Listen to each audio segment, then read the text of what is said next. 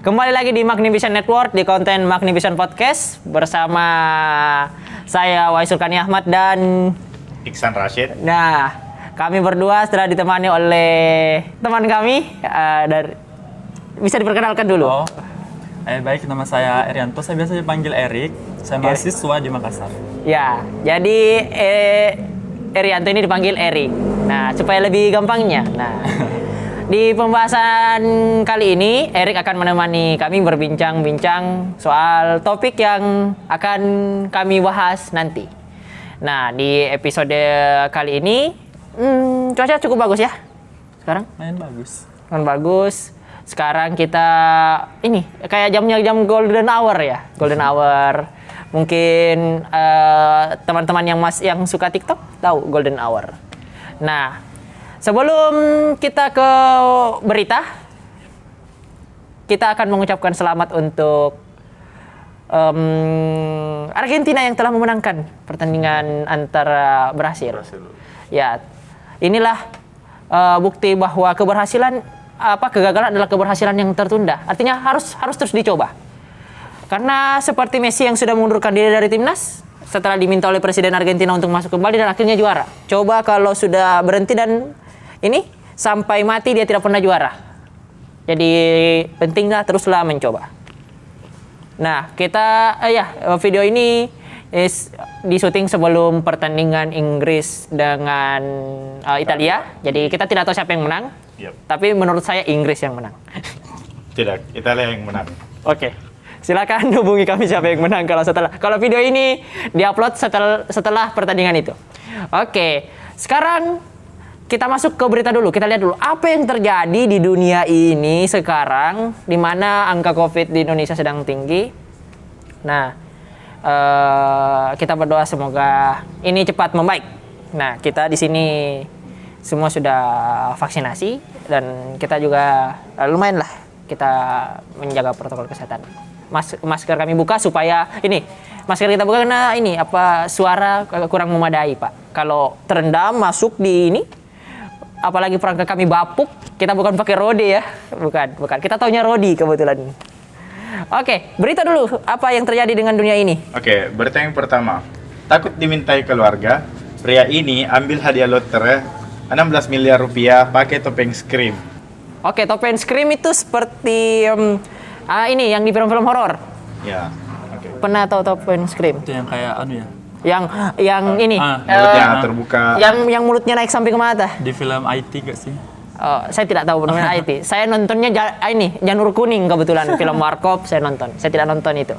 Mungkin kita baca dulu detail beritanya. Iya, silakan. Okay. Mungkin ditampilkan ini Seorang fotonya. pria asal Jamaika yang dengan nama samaran A, Campbell, mengambil uang hadiah lotre sebesar 158,4 juta Jamaika atau setara dengan 16,4 miliar dengan cara yang tidak lazim. Dia datang dengan menggunakan topeng Scream dan pakaian yang serba tertutup, mulai dari baju lengan panjang hingga sarung tangan, serta celana panjang dan sepatu. Tidak ada satupun kulit tubuhnya yang terlihat. Dikutip dari beberapa sumber, Campbell memenangi lotre sebanyak itu pada 2019 lalu. Dia tidak mau keluarga dan teman-temannya meminta uang bagian dari hadiah lotre yang ia menangi. Tak cuma itu, dia juga sengaja menunggu selama 54 hari dari tenggat waktu 90 hari pengambilan hadiah demi menghindari keluarga dan teman-temannya. Campbell merupakan pemenang ke-17 Super Lotto dari Jamaika. Penampilannya yang menyamar sebagai saat mengambil hadiah lotre bukanlah hal baru. Oke, bukan hal baru. Jadi sudah beberapa kali kejadian seperti Sudah ada ini. beberapa orang yang menang lotre dan pakai cara yang sama. Cara yang sama. Contohnya pada Juni 2018, seorang perempuan Jamaika menggunakan topeng emoji untuk mengklaim hadiah lotre sebesar 1 juta pound sterling atau setara dengan 18,1 miliar rupiah. Emoji, dia pakai emoji. Rahasia gitu kan. Supaya rahasia. Oke. Ya karena kadang orang kalau sudah dapat kebahagiaan, orang-orang yang bahkan tidak kenal itu Tiba-tiba jadi kenal. Apa sih kayak prinsip pertama sama orang yang kaya gitu. Mungkin ada uang, ada temannya gitu, makanya sembunyi gitu kan. Pendapat Erik dulu kalau orangnya ini. memakai topeng scream untuk dia mengambil uang. Iya, mungkin kalau saya jadi orang itu ya pasti gitu juga sih. Karena kan kapan kita ada uang, ada teman, makanya kayak mereka tuh kayak menyembunyikan identitasnya biar nggak Iya. dikirikan. Kalau saya, memang yang Anda jangan senang dulu. Orang ini menghindari teman-temannya. Dia bisa ada dua kemungkinan, menghindari teman-temannya yang mau minta uang ke dia, atau menghindari pajak negara.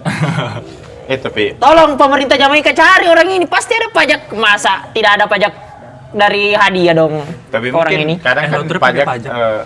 ya kadang pakai pajak. pajak hadiah ada. Pajak hadiah. Iya. Nah, kalau menurutku kurang efektif.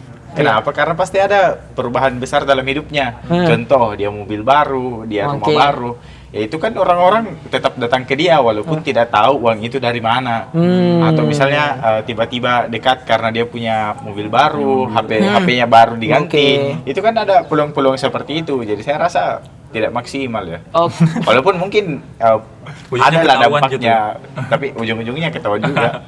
jadi ini usaha yang tidak sia-sia. Untuk sementara waktu Untuk berhasil. sementara waktu berhasil. Cuma ya saya sarankan untuk teman-teman untuk silakan kalau lihat teman-teman Anda tiba-tiba pakai sepatu Jordan, Ya, tiba-tiba ini iPhone 12. iPhone 12 sama berhenti membagikan kode referral TikToknya, pasti ini sudah menang lotre. Atau keranjang Shopee-nya tiba-tiba kosong. Menganggurnya tiba-tiba kosong, terus tiba-tiba sulit dihubungi, kemungkinan dialah orangnya ya. Tapi cara yang cukup ini bagus tetapi tidak efektif. Oke. Sekarang kita masuk ke pembahasan. Pembahasan kali ini tentang maskulinitas yang disalahartikan atau adalah dibilang toxic masculinity. Nah, jadi di toxic masculinity ini timbul perdebatan di antara beberapa orang, terutama ini di kaum laki-laki, mengatakan tentang standar laki-laki berubah dan lain-lain. Kita lihat dulu di segi pengertiannya dulu. Nah, oke. Dari pengertiannya, toxic masculinity adalah perilaku seseorang yang menyamaratakan atau memberi standar yang sama ke setiap pria. Contohnya pria ini harus maco seperti pria ini harus main bola seperti pria ini. Ada standar-standar seperti itu. Agar lebih bisa memahami, biasanya toxic masculinity merujuk pada beberapa contoh perilaku sebagai berikut. Yang pertama, tidak boleh mengeluh dan menangis. Yang kedua, melakukan tindak kekerasan pada orang lain. Mungkin tindak kekerasan yang dimaksud seperti ini untuk menunjukkan ego mereka. Contoh, ada masalah, diajaknya itu bukan diskusi, malah diajak berkelahi. Dipukul dulu baru ditanya. Yang ketiga itu menunjukkan dominasi dan kekuasaan terhadap orang lain. Mungkin kurang lebih seperti itu ya, menggunakan kekerasan. Yang keempat, melakukan kekerasan dan agresivitas seksual terhadap pasangan dan orang lain. Berikutnya, merasa tidak perlu membela hak perempuan dan kaum marginal lain. Karena dia merasa bahwa saya sudah berkuasa seperti itu. Ini bukan toxic masculinity, ini amoral. Nah, dan yang terakhir itu menggunakan tindakan beresiko seperti menyetir kendaraan dengan kecepatan tinggi. Karena kadang orang yang menganut toxic masculinity ini itu rela membeli misalnya mobil yang cc-nya tinggi, rela membeli motor yang besar supaya dia bisa kebut-kebutan di jalan. Dengan hal ini ya tentu mereka menantang resiko kecelakaan, resiko melukai orang lain. Nah, itu mungkin kurang lebih seperti itu definisi dari toxic masculinity. Iya. Kita tanya Erik dulu. Menurut Erik, toxic masculinity itu seperti apa? Oke, kalau menurut saya sendiri tuh toxic masculinity itu dari artinya saja kan maskulinitas beracun ya. Kalau secara luas itu kayak konstruksi sosial yang dibangun oleh masyarakat kayak itu tadi yang disebut kayak laki-laki harus gini, laki-laki harus gitu. Itu masih satu, kalau menurut saya masih satu lingkup dengan kesetaraan gender. Dulu kan kayak apa sih laki-laki masak gitu kan ya. Kesetaraan gender berarti laki-laki juga bisa lawannya maskulin kan feminim. Berarti laki-laki juga boleh feminim maksudnya? Boleh dong, siapa yang larang? Tapi Anda tidak laki. Terus kenapa? Dunia ini akan tetap berputar. Walau dirimu tidak ya laki. memang, tapi ada beberapa kondisi yang memaksa beberapa orang untuk beradaptasi dalam suatu lingkungan. Contohnya, Ya. kalau misalnya dilihat dari definisi yang kayak Eric berikan, itu kan ada konstruksi sosial di sana. Iya. Nah itu kira-kira terbentuknya itu hanya apakah karena lingkungan atau pilihan diri sendiri? Kita lihat kan kayak toxic TM aja ya sebutannya. Ya, TM. Ya, TM. TM. Itu kan TM kayak apa ya? Kayak orang dulu kan jarang banget ada kayak laki-laki masak. Tapi kan dulu ada kayak laki-laki menari gitu ya. Oke, laki-laki Oke, menari. Ya, di beberapa tempat ada. Laki-laki menari, laki-laki masak mungkin jarang. Laki-laki dulu kan identiknya kerja keras gitu. Oke, kerja keras. Menafkahi apa gitu kayak gitu-gitu. Cuman sekarang kayak toxic banget gitu. Ngerti gak sih kayak memanfaatkan posisinya sebagai laki-laki untuk menindas yang lain gitu. Itu Oke. kayak yang disebutkan tidak membela hak-hak perempuan, kaum marginal dan sebagainya gitu. Oke, ngomong-ngomong soal laki-laki menari, kan sekarang laki-laki menari itu sudah banyak.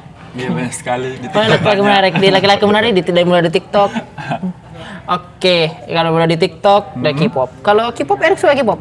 Lumayan suka. K-pop, oke. Ini kadang beberapa misalnya kita bahas K-pop terus, tapi tidak apa kita bahas lagi. Sukanya apa? Blackpink sih. Oh, fanboy. Bad boy. Tetapi yang dari boyband lihat juga? Lihat. Lihat juga? Oh, Terus oke. di BTS dong. Oke, BTS. Nah, menurut ini kan ada juga stigma orang kalau ketika dia suka K-pop, khususnya dia jadi fanboy, itu maskulinitas jadi diragukan. Apakah saya bisa meragukan maskulinitas Eric kalau begini? Silahkan.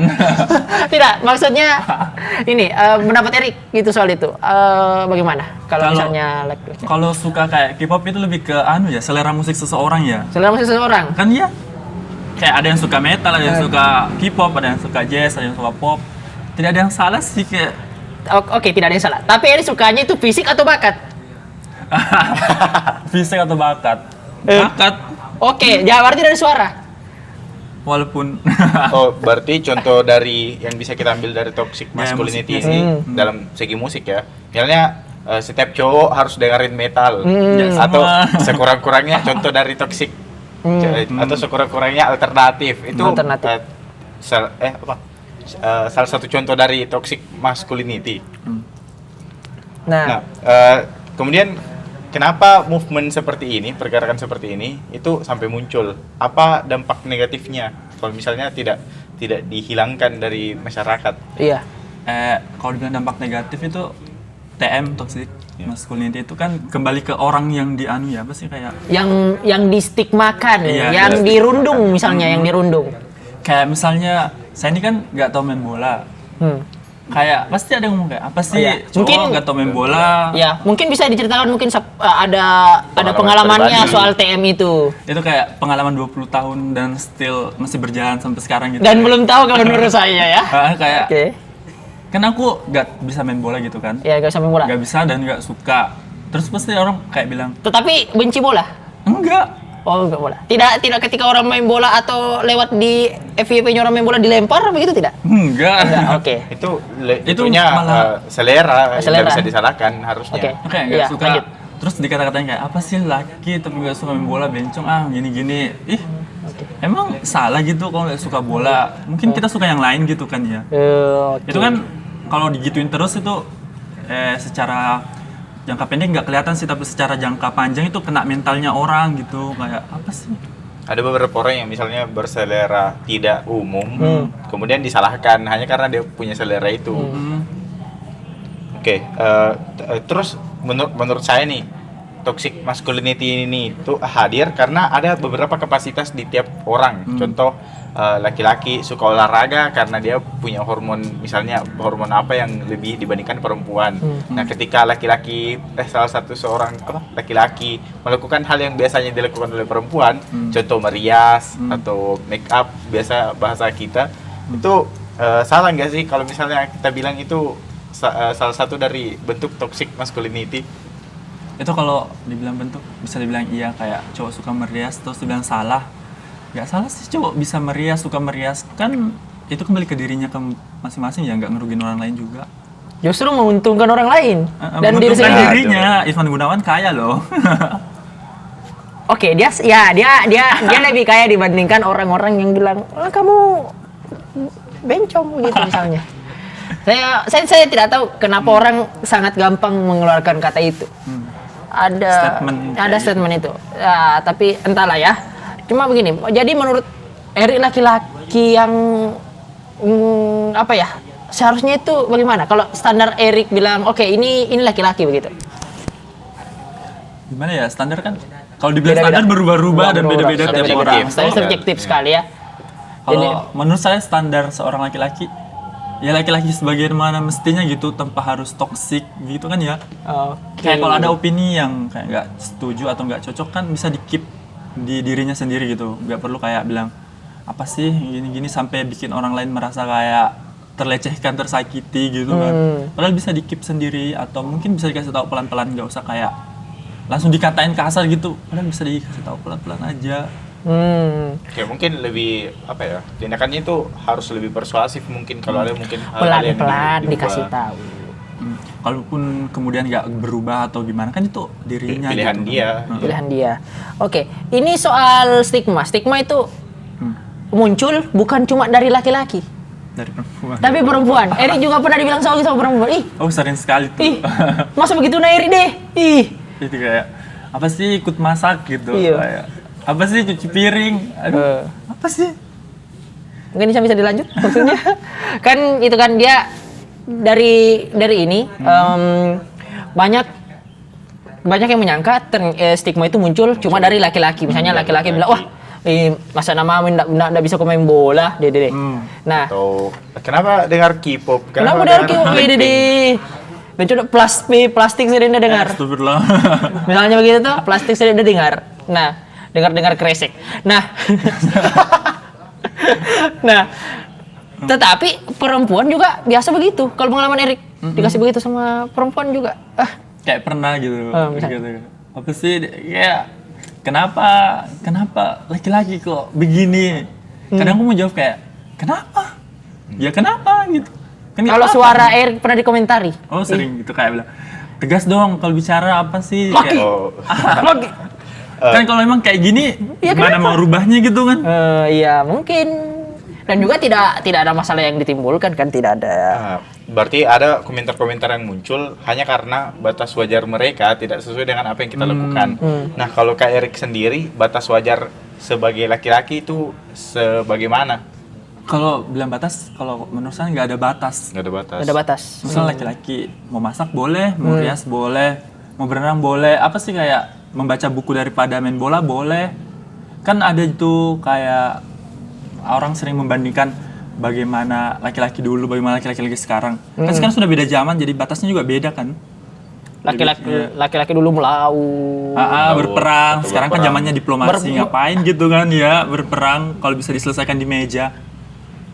Sekarang orang memukulnya di meja, Pak. Iya. Pulpen bisa lebih tajam dari peluru. Tapi yang lebih tajam dari semua itu adalah kata-kata.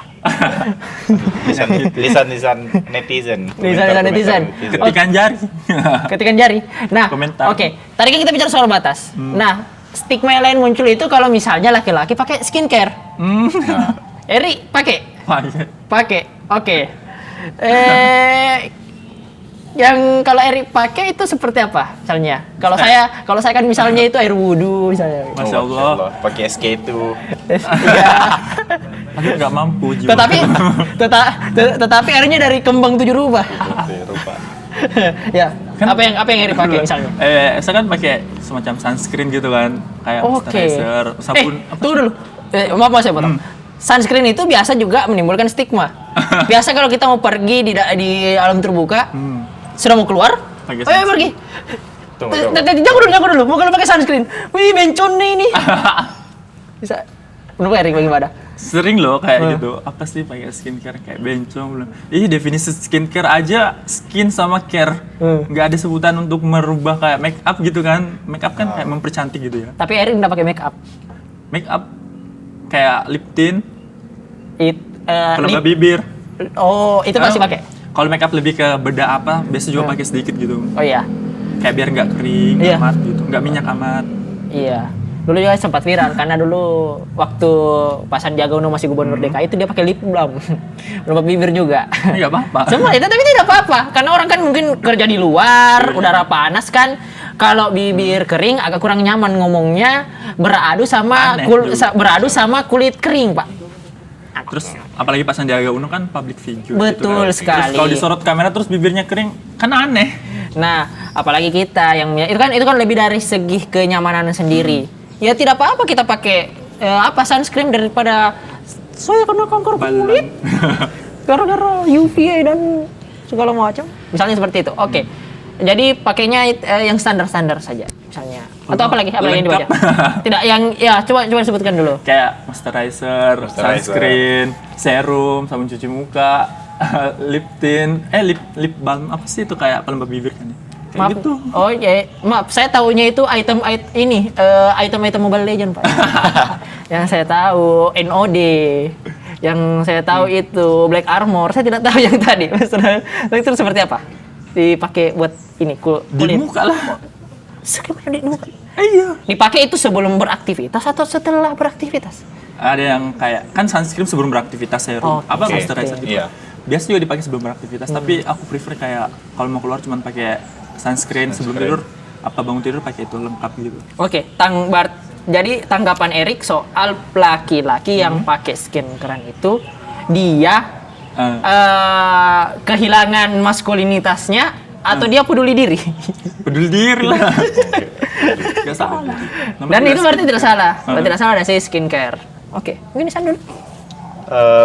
Apa ya, kalau skincare kan itu banyak stigma. Nah, pernah satu kejadian di salah satu tempat yang isinya itu laki-laki semua. Justru mereka itu nganggep kalau pakai skincare itu normal. Kalau misalnya jalan di koridor yang isinya cowok semua pakai masker itu nggak apa-apa. Justru yang kadang heran itu yang cewek-cewek, kenapa cowok pakai masker misalnya. Selalu ada stigma-stigma seperti itu. Nah, mungkin ada nggak sih kalau langkah yang lebih persuasif untuk ngasih tahu kalau pakai masker itu nggak apa-apa, pakai skincare itu nggak apa-apa. Maskerin kayak masker. Ini N95. Oh. Masker anu kan itu ya, Iya. perawatan. Iya, Masker perawatan. bengkoang, Ah. Masker bengkoang, mata ditaruh lalapan. Mungkin ada langkah yang lebih persuasif daripada sibuk marah-marah gejala. Mungkin Ya juga, bukan sebelum dipotong. Saya mau menghardik orang-orang yang tidak suka seperti itu. Sok-sok tidak mau skincare, tetapi dia body care. Contohnya tertipu sama gelang Porbelen dulu. Itu Anda body care, katanya, tubuh saya lebih enak kalau pakai gelang ini. Itu Anda body care namanya. Lebih skincare jangka panjang sebenarnya. Silakan dijawab yang tadi. Langkah persuasif ya. Ngapain juga marah-marah? Kayak ngasih tahu orang gitu kan. Ujung-ujungnya kayak apa jelasin pelan-pelan kan kayak skincare. Terus ada juga kadang kan komentar kayak apa sih skincare mulu nggak putih-putih. Emang skincare bikin putih, namanya juga skincare. Perawatan kayak menghindarkan dari jerawat, kanker kulit kayak begitu-gitu. Siapa juga pakai skincare buat putih? Mungkin yang dia maksud no drop. No drop. Tapi lebih ke tahan cuaca itu. mungkin banyak yang ngomong seperti itu karena kan sering kita dengar kalau ada yang skincare ilegal, skincare yang berbahan merkuri lah. Merkuri. Itu mungkin jatuhnya lebih tetap salah. Even though Merusak. skincare. Merusak barrier kulit Ya, gitu kan. Nah ini tadi juga ngomong stigma. Ada yang bilang ini soal ketahanan ya. Ini soal ketahanan. Misalnya laki-laki itu misalnya dia itu misalnya dia tahan melakukan sesuatu apa misalnya dia ketahanan tubuhnya lebih kuat, terus ada yang agak lemah dicap dia tidak maskulin atau misalnya dia nggak kuat angkat barang atau yang paling contoh seperti ini sudah pernah terjadi di ini di Korea kan suatu pernah kita bahas di episode sebelumnya juga. Kita mau tanggapan Eri. Dia ini terpukul kipas, Pak. Ya, terpukul kipas. Terpukul kipas terus nangis begitu. entah itu antara gimmick atau apa, tapi ya intinya begini, soal ketahanan tadi, maksudnya seperti ini, dia nonton sesuatu, kemudian nangis, jiwa apa ya, melankolis apa ya? Dia perasa sekali, itu kehilangan maskulinitasnya. Pendapat Erik bagaimana? Kalau itu sakit pasti nangis ya. Kalau kita misalnya, biarpun kipas, tapi kalau sakit, orang kan bisa nangis. Tuh enggak sih, kayak refleks nangis gitu. Mungkin di kipasnya ada paku. Tidak, mungkin itu tebal gitu kan. Nggak kelihatan gitu. Nggak tebal, Kelihatannya, emang kayak di syuting dari dekat pun, kita nggak bisa pasti ini tebal atau enggak ya. Bicara soal ketahanan, pernah kan dulu demo RUU KUHP gitu kan ya.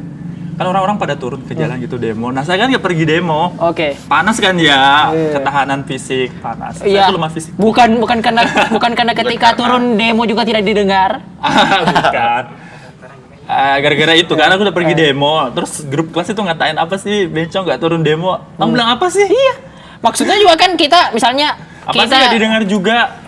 dan juga buat ngapain juga? Mending kita cari cara yang lain yang lebih baik daripada seperti merusak fasilitas umum dan lain-lain. Mungkin yang seperti itu tepatnya. Tapi kan yang seperti yang kita balikan tadi, terkadang orang ketika dia seorang yang perasa dikatai atau dia nonton ini tiba-tiba terharu menangis, dia bilang, wah benconin masa menonton Joko begitu nah. Iya, kayak apa ya, stigmanya orang-orang kalau laki-laki nggak laki sebagaimana masyarakat umum itu pasti dikatain bencong. Padahal kan nggak juga. Ya, gitu. Mungkin justifikasi masyarakat itu langsung mengarah ke masculinity. Contoh tadi masalah ketahanan. Bisa saja kan dia kaget atau merasa sakit. Nah, itu bisa dijelaskan sedemikian rupa bahwa itu dia kaget atau dia sakit daripada langsung menjustifikasi bahwa orang itu langsung ngambil perbandingan. Tidak maskulin misalnya. Itu kan suatu hal yang buruk. Mungkin ada kita kan berikan statement terakhir sebelum kita tutup. Nah, kalau dari saya soal TM ini, toxic masculinity, tidak ada standar yang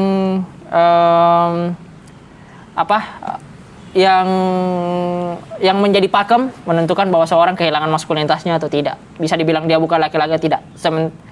Kalau dari saya, selama dia tidak dalam artian dia masih laki-laki secara lahiriah ya, secara lahiriah, dan dia masih berpakaian sebagaimana laki-laki pada umumnya, menurut saya dia laki-laki. Walaupun dia misalnya dia punya keputusan untuk mengubah sekalian, itu lain hal. Nah, terkadang ada yang bilang laki-laki kan juga seharusnya bisa skincarean, laki-laki juga boleh nangis dan lain-lain. Terus itu ditolak sama orang yang iya, tapi laki-laki juga bukan seperti Anda. Nah, laki-laki juga bukan juga yang seperti yang Anda menolak yang tadi. Harus laki-laki yang seharusnya harus suka bola juga. Ya tidak harus, itu soal selera. Mungkin dia sukanya main game, mungkin seperti itu. Nah, kalau dari Erik? Kalau menurut saya toh penutup. Statement penutup ya. Kamu bisa jadi maskulin tanpa harus menjustifikasi orang lain, tanpa harus menjadi toksik bagi orang lain.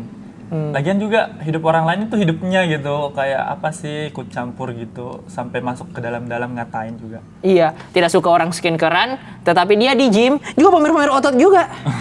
Itu Anda skincare awadi juga, Anda juga pamer-pamer juga, dia juga pakai skincare itu juga buat sehat. Skincarean depan cermin, nge-gym depan cermin juga. Jadi ya, terakhir dari Chan mungkin. Kesimpulan saya bahwa maskulinitas ataupun feminisme kalian itu tidak ditentukan dari standar orang lain. That's it. Oke. Demikian dari kami di episode kali ini. Kita harap kita bisa dapat point of view baru. Terima kasih Erik yang sudah hadir, sudah berikan kita pengetahuan baru dan juga insight baru lah soal ini, bagaimana memperlakukan orang tanpa harus merundung. Ya berbeda ya tidak bersama tidak perlu sama, seperti itu. Sekian dari kami. Nantikan konten-konten berikutnya di Magnificent Network. Jangan lupa subscribe untuk Anda yang 60% dari beberapa orang yang nonton tidak subscribe. Memang Anda kurang ajar ya. Anda yang seharusnya dihardik, bukan orang-orang yang dikatakan tidak maskulin. Iya, Anda tidak maskulin karena nonton tidak subscribe. Sekian, saya Wais pamit. Saya Iksan Rashid pamit. Dan saya Erik. Ya, terima kasih. Bye-bye. Bye. Preview.